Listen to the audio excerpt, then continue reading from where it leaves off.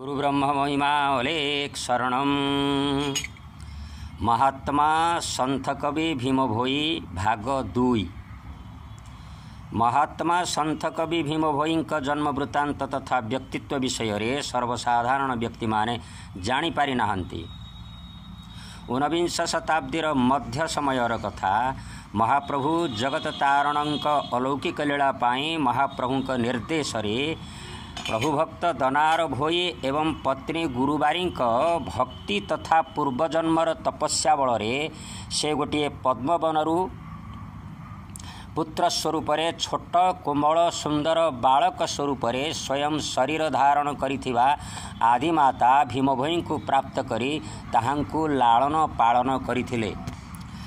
तथापि भीमभोई स्वशरीर धारण करी मर्त्यभूमि को आसिबा पूर्वरु ओडिशार ब्रह्मसाधक पंचसखा मानंकर 15 शताब्दीर रचित ग्रंथगुड़िकर प्रमाण एवं भीमभोईंक स्वरचित ग्रंथगुड़िकरे से जहाँ दर्शाइछंती सही प्रमाणगुड़िक द्वारा भीमभोईंक व्यक्तित्व विषय रे सठिक कथा जानी पाइबा।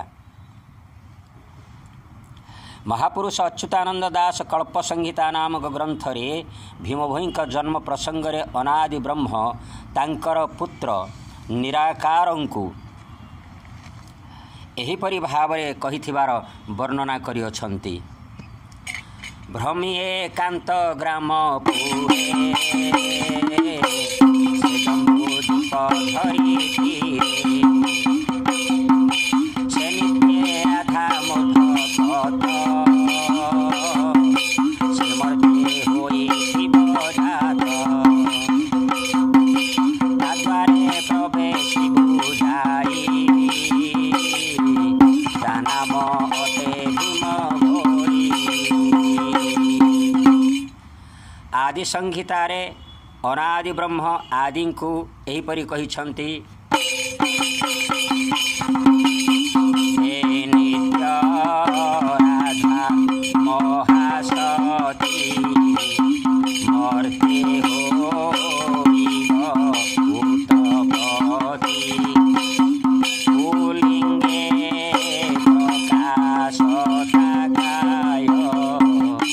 अति दरिद्रा अपादेह गुणशीलता अटे गंध से भक्त गुणे रुचि चांद। निर्गुण संहितारे मध्य एहिपरि वर्णना करा जाइअछि। राधा जन्मी भूषे मही नाम देव भीम भोई नाम तो हेब भीम भोई नाम तो हेब भीम भोई। महापुरुष अच्युतानंद दासंक स्वरचित ब्रह्म संहितार द्वितीय पटल कह जाइछि। दीक्षा जे देला धर्म दांडे आंभे भक्ति देलु मुंडे बंधन सरे जन्मी अछि जन्मरु अंध से होई। महापुरुष श्रीधर दास स्वरचित सिद्धचंद्रिकारे वर्णना करिअछंती। बौद्ध रेढ़ा कोलटाए प्रभु विजय एकांतरे बौद्ध रेढ़ा कोलटाए प्रभु विजय एकांतरे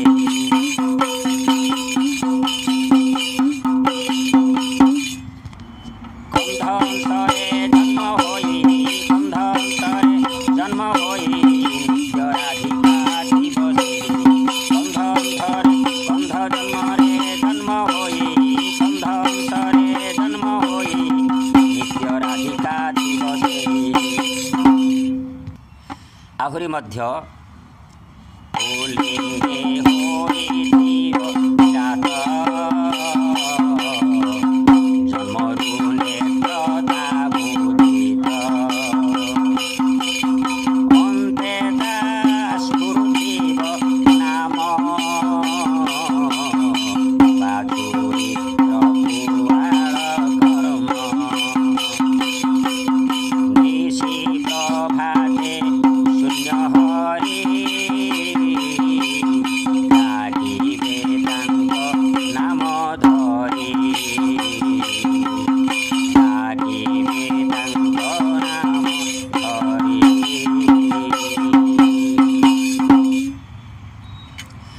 ସନ୍ଥ କବି ଭୀମ ଭୋଇ ମହିମା ମହାପ୍ରଭୁ ସ୍ୱୟଂ ମହିମା ମହାପ୍ରଭୁଙ୍କ ଦର୍ଶନ ଲାଭରେ ଦିବ୍ୟ ଜ୍ଞାନ ପ୍ରାପ୍ତ କରି ସେ ତାଙ୍କ ରଚିତ ଗ୍ରନ୍ଥମାନଙ୍କରେ କ'ଣ ପ୍ରମାଣିତ କରିଅଛନ୍ତି ବର୍ତ୍ତମାନ ଆସନ୍ତୁ ଦେଖିବା।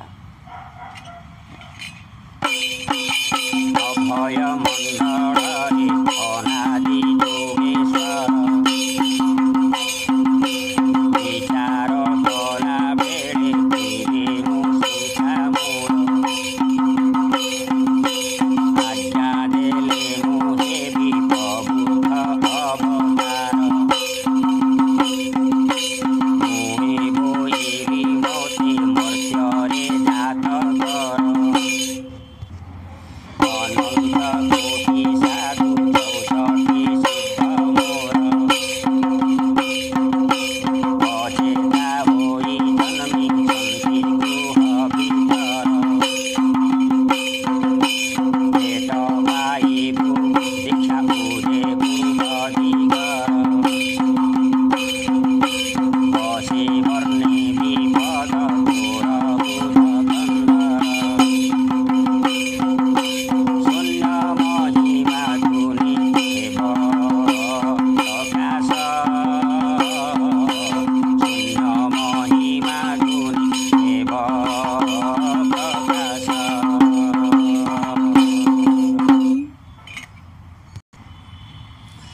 ଭୀମ ଭୋଇଙ୍କର ବାଲ୍ୟ ଜୀବନର କଥା ସେ କିଭଳି ଭାବରେ ରଚନା କରିଛନ୍ତି।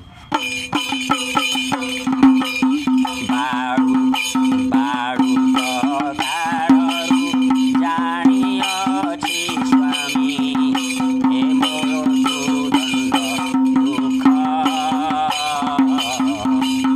ଉଦପଦ୍ମେ ଚିନ୍ତା କରିଅ ପ୍ରମିତା ଦଣ୍ଡେ ନାହିଁ ମୋର ସୁଖ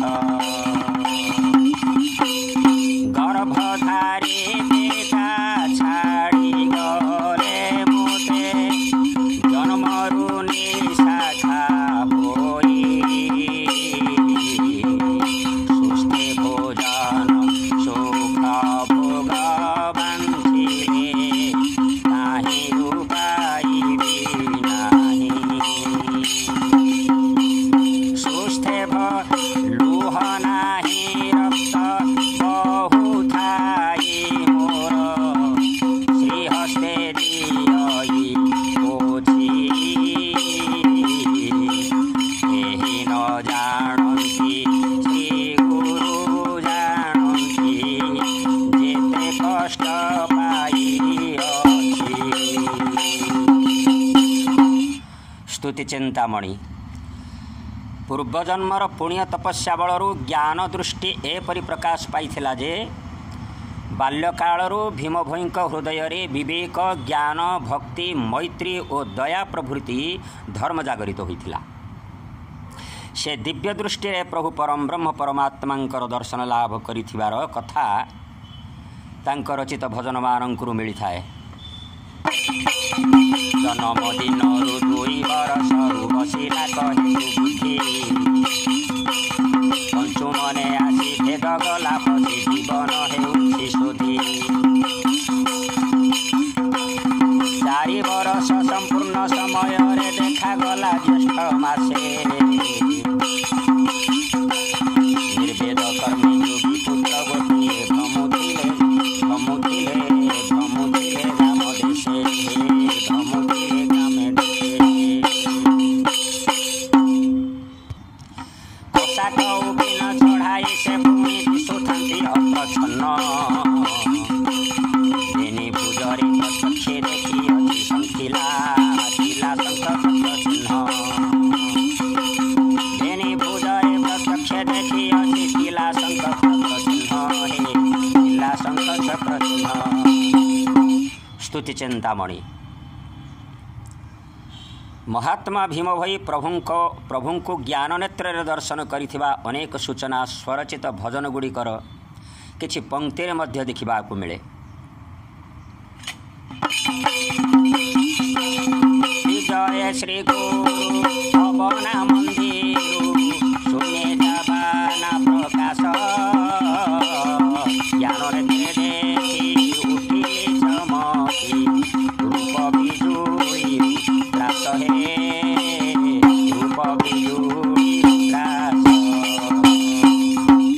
भजनमाला जन्मांध थिले बोली तांकर रचनारू स्पष्ट जना पड़े। कामना कपना सती सुमरणा वर्णिबाकु अछि नाही ज्ञान बेनी चक्षु एकमात्र साक्षी ज्ञान बेनी चक्षु एकमात्र साक्षी कर्म नेत्रे दिशु नाही। स्तुति चिंतामणि एही मिछ माया संसारर पापताप कर्मर दृश्य तथा जीवमानंकर नरकगामी कर्म करिबा दृश्य देखि पारिबे नाही बोली से जन्मांध होई आपे शरीर धारण करिथिले। आहुरी मध्य निजर कर्म करी भीम भई निजर पेट पोषुथिले। पिलामानंक सहित गाई बाछुरी चराई जाउथिले। दिने जंगल को गाई चराई जाई से फेरिया समय रे महिमा प्रभु का दर्शन अभिलाषारे जानी शुणी एक कूपरे पड़गले। अन्य माने कूपरू उद्धार करिबा कथा कहिबारू मना करिदेले। आउ कहिले जेउ प्रभु मते कूपरे पकाइछंती से मते उद्धार न कले मु एहिठारे प्राण हराइबी। महिमा महाप्रभु भीमंकर अटल भक्ति जानी से कूप निकट को विराजमान होई आदेश देले भीम कूपरू उठी आस। किंतु भीम भई भक्ति भाव रे जणाइले हे महाप्रभु आपण अभय पाद पद्म प्रसारण करिदेले एही कूपरू मु उद्धार हेबा सहित ए जगत जन सर्वे भवसागर कूपरू मध्य उद्धार होई जिवे। प्रभु श्रीपाद पद्म को कूप भीतर को प्रसारण कले। भीम महाप्रभु अभय पाद पद्म को धरी कूपरू उद्धार हेले। तांक हृदय रे दिव्य ज्ञान प्रकटित हेला एवं संसारवासी को एही श्रीपाद पद्म द्वारा भव संसार कूप उरु उद्धार करंतु बोली महिमा महाप्रभु को करपत्र जोड़ी भीम भई जणाइले। भीम भई निजर कर्म करी तांक पेट पोषुथिले। ए विषय मध्य से रचना करिछंती।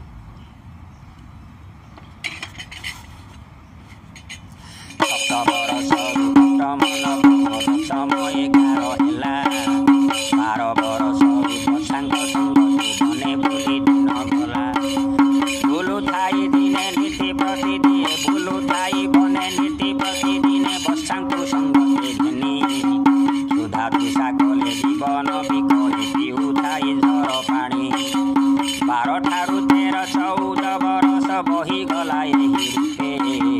मन जाणु अछि अंतर वेदना दहिज होई संतापे। स्तुति चिंतामणि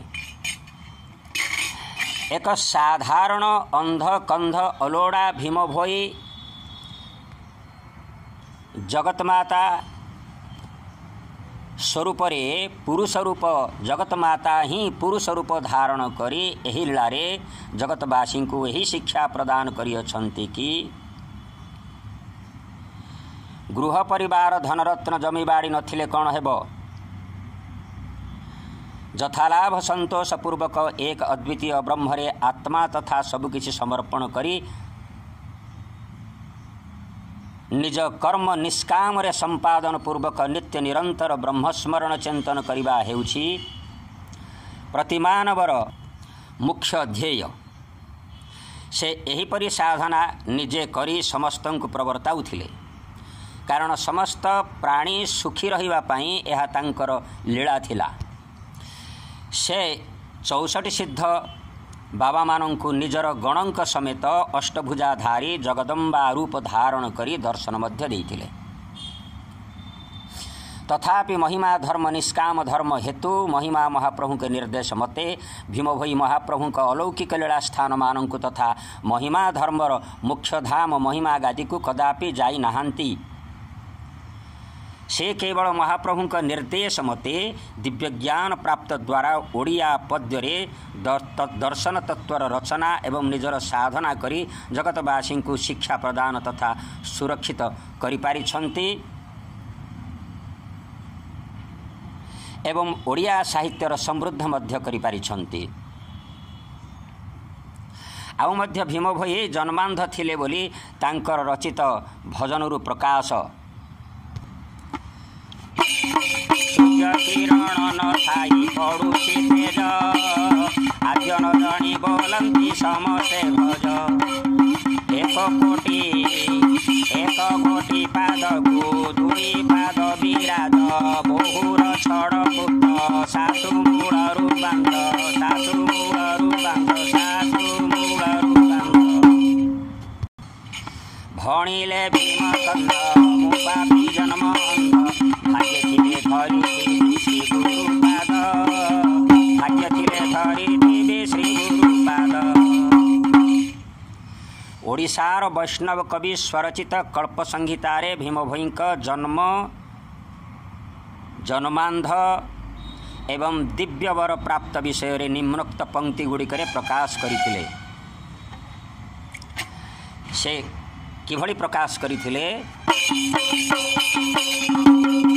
जन्मरु अंधता नयन ताहि देखिब मोर वर्ण मागी घेनिब दीक्षा मोर प्रसन्ने देबु ताकु बर। आदि संहितारे मध्य सेहीपरि रचना देखिबा को मिले। चक्षु बिहुने हीन बपु घटे प्रकृति बोहे बरिपु चक्षु बिहुने हीन बपु घटे प्रकृति बोहे